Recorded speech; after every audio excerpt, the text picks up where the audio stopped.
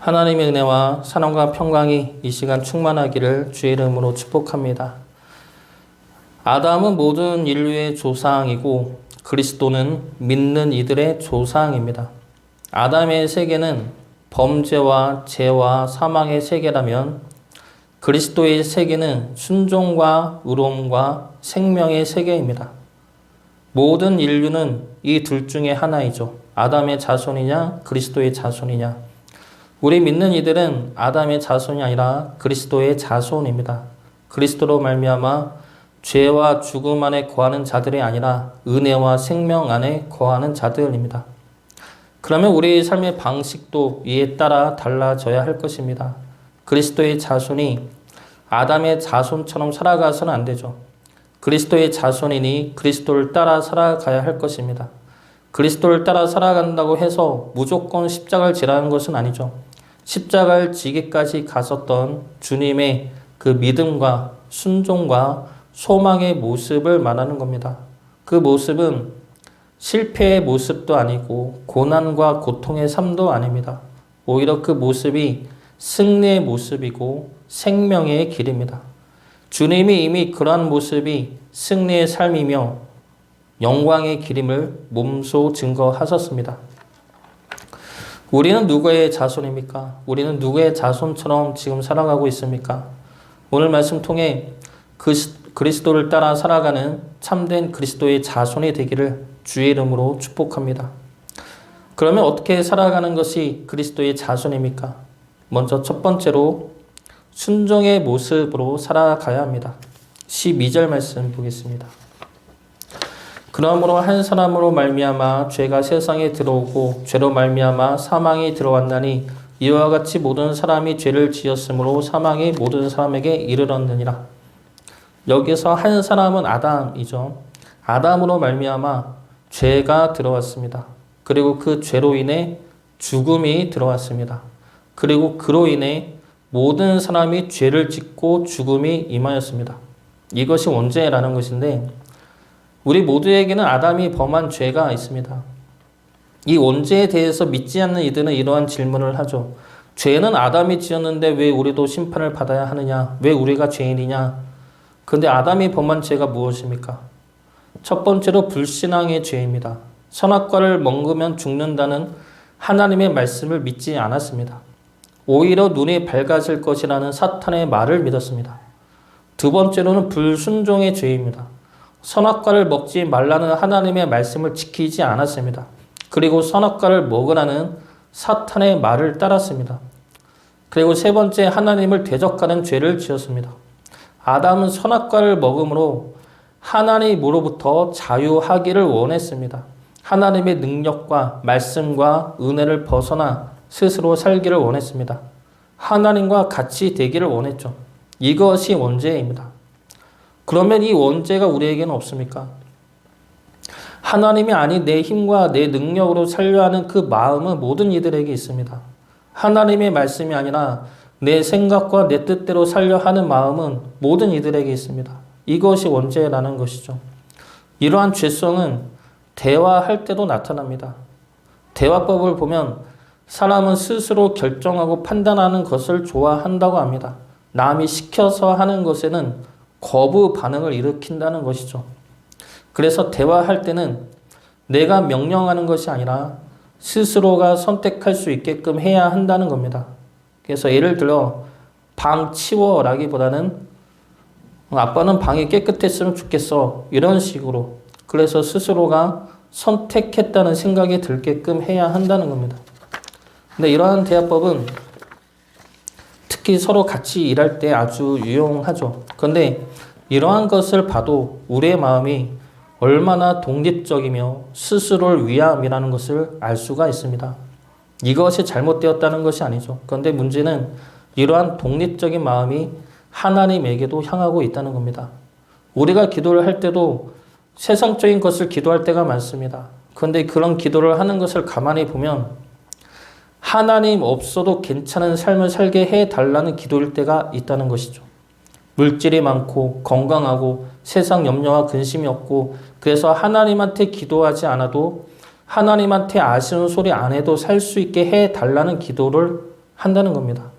그래서 그렇게 하나님이 들어주시면 어떡합니까? 기도를 끊어버리죠. 그래서 우리가 기도하는 것들도 가만히 생각을 해보면 하나님 없이 살 수 있게 해달라는 기도를 할 때가 많이 있다는 겁니다.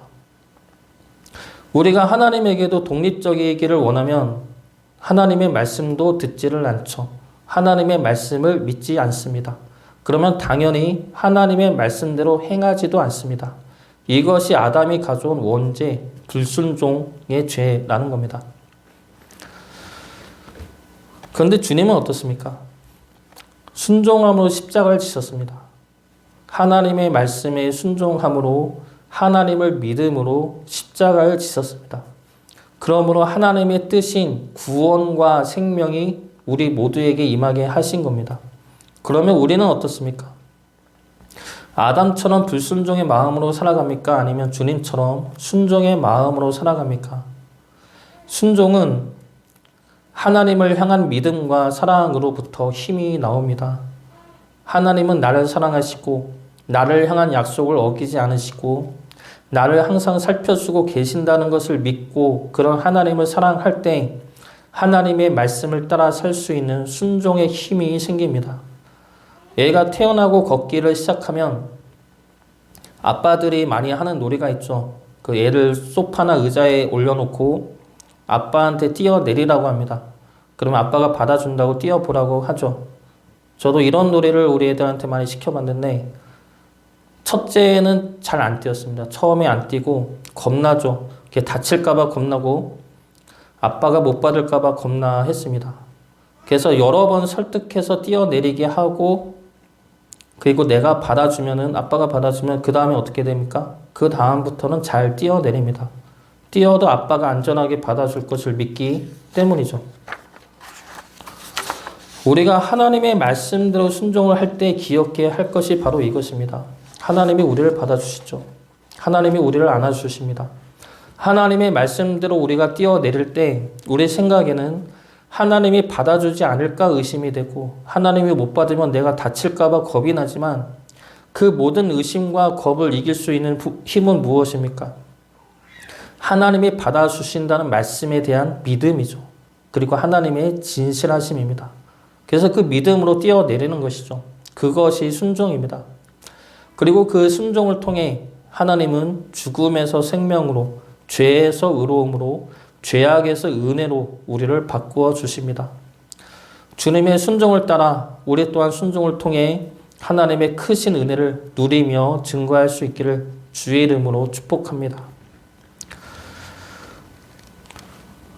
그리스도의 자손으로 사는 것 두 번째는 주님의 은혜에 감사하며 살아가는 것입니다.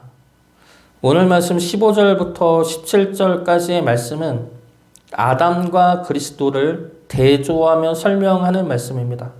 그래서 15절을 보면 아담의 범죄로 인해 많은 사람이 죽었다면 예수 그리스도의 은혜로 인한 선물은 많은 사람에게 넘쳤다 말합니다. 서로 상반되는 설명을 하고 있는 것이죠. 16절 말씀도 아담으로 인해 모두가 정죄함을 받았다면 주님으로 인해서는 많은 이들이 의롭다 칭함을 받게 됩니다. 17절 말씀도 아담으로 인해 사망이 왕노릇하였다면 주님으로 인해서는 생명 안에서 왕노릇한다 말씀합니다. 계속해서 비교하며 말씀하고 있는 것이죠. 범죄와 은혜, 정죄함과 의로움, 사망과 생명.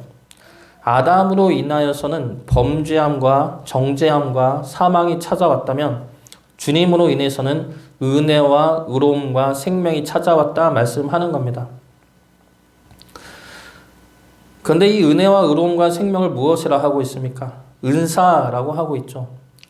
은사는 헬라어로 카리스마라고 하는데 카리스마라고 하는데 이 단어의 뜻은 값없는 선물, 은혜의 선물이란 뜻입니다. 15절 말씀 보겠습니다. 그러나 이 은사는 그 범죄와 같지 아니하니 곧 한 사람의 범죄를 인하여 많은 사람이 죽었은즉 더욱 하나님의 은혜와 또한 한 사람 예수 그리스도의 은혜로 말미암은 선물은 많은 사람에게 넘쳤느니라. 죄와 죽음은 아담의 범죄로 인한 결과입니다. 그러나 은혜와 의로움과 생명은 하나님의 선물이죠. 예수 그리스도를 통한 값없는 선물이고 은혜의 선물입니다. 선물에는 기본적으로 주는 자의 마음이 담겨 있습니다. 선물을 받는 자에 대한 기본적인 사랑과 그 사람을 생각하는 마음과 그 사람에게 필요한 것을 정성스레 준비하는 마음이 선물 안에 담겨 있습니다. 이 선물에 대해서 주일날도 잠깐 살펴봤는데 폭삭 속았수다 드라마 요즘에 많이 빠져서 요즘에 자꾸 이 드라마를 예화를 많이 하는데 이 드라마를 보면 이러한 장면이 나옵니다. 금명이가 시집갈 때 장면입니다. 예순이 딸이 금명인데 처음에 금명이가 결혼하여 한 집안의 시어머니 될 사람이 금명이를 싫어하죠. 그래서 결혼을 반대했고 그래서 금명이 어머니인 예순이에게도 직접적으로 그 시어머니 될 사람이 금명이 어머니에게 이렇게 이야기하죠. 자기는 금명이가 안 이쁘다. 그 말함으로써 그 엄마에게 상처를 줬습니다. 그래서 결국 결혼이 취소되었고 다시 다른 남자랑 결혼하기로 했는데 그 남자의 어머니 사돈댁이 된 사람이죠. 금명이에게는 시어머니 될 사람이 금명이 어머니에게 선물을 보냅니다. 꽃감 선물인데 선물 안에는 이런 편지가 함께 있었습니다. 가을에 친정집에 가 제일 좋은 감을 따다가 들을 생각하며 한 계절 내내 공을 들였습니다. 예쁜 금명이를 보듯 매일 보고 또 보며 만들었습니다. 저는 금명이가 그렇게도 이쁩니다.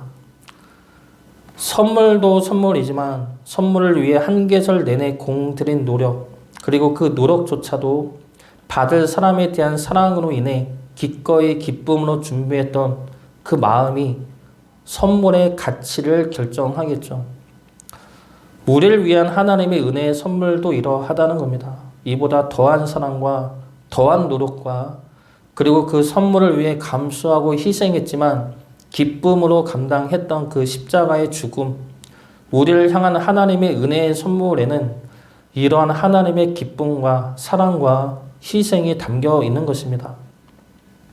그래서 십자가는 우리를 향한 하나님의 사랑이고 하나님의 기쁨이고 하나님의 더할 나위 없는 가장 귀한 선물입니다. 그 선물은 오로지 우리를 위한 선물이죠. 우리를 위하여 주신 그 은혜의 선물을 기쁨으로 그리고 감사로 받으셔서 하나님과 사랑의 관계가 더욱더 깊어지기를 주의 이름으로 축복합니다. 그리스도의 자손으로 사는 것 마지막은 소망 가운데 살아가는 것입니다. 소망을 품음으로 지금의 모든 부정과 악함과 절망을 이겨내는 것이죠. 15절부터 17절까지의 말씀이 아담과 그리스도를 대조하는 말씀이었다면 18절부터 21절 말씀은 아담과 그리스도를 비교하는 말씀입니다. 대조는 서로 다름을 이야기한 것이라면 비교는 누가 더 크냐를 이야기하는 것이죠. 그래서 18절부터 21절까지의 말씀은 아담의 죄의 결과와 그리스도의 은혜의 결과 중에 어느 것이 더 크냐를 말씀하고 있는 겁니다. 결과는 당연히 주의 은혜가 훨씬 더 크고 풍성하죠. 한 사람의 범죄로 인해 모든 이들에게 죽음이 임했다면 한 사람의 순종으로 인해 모든 이들에게 생명이 임하는 건 역시 가능하다는 겁니다.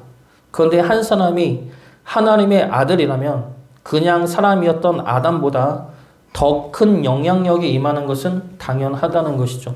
19절과 20절 말씀 보겠습니다.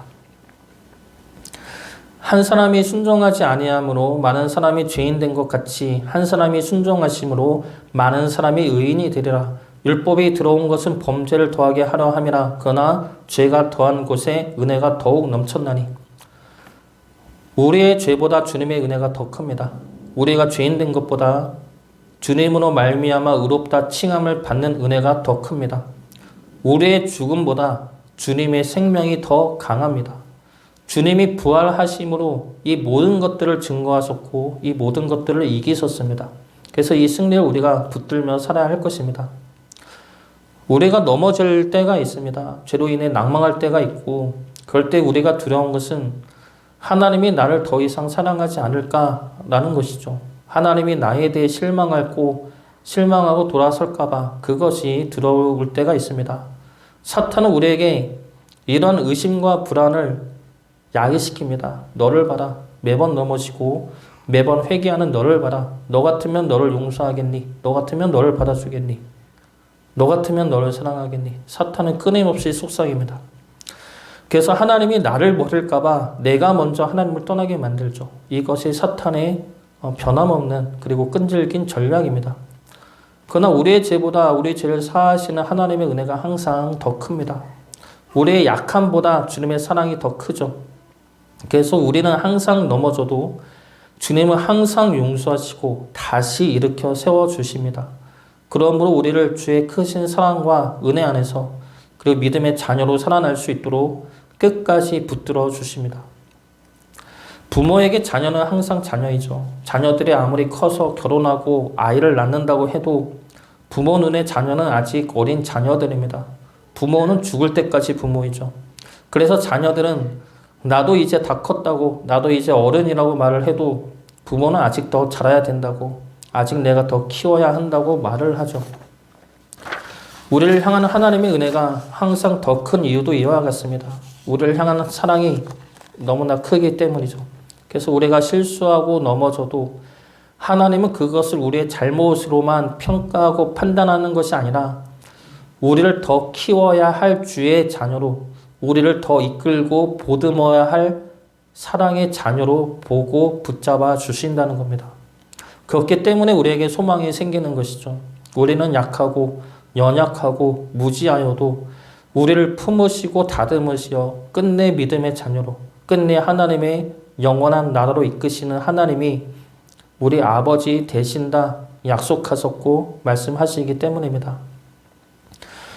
소망을 붙드시기 바랍니다. 우리를 사랑하시는 하나님 아버지께서 우리의 형편과 우리의 심령을 아시고 주의 축복의 자리로 인도하심을 믿고 붙드시어 늘 소망 가운데 거하시기를 주의 이름으로 축복합니다.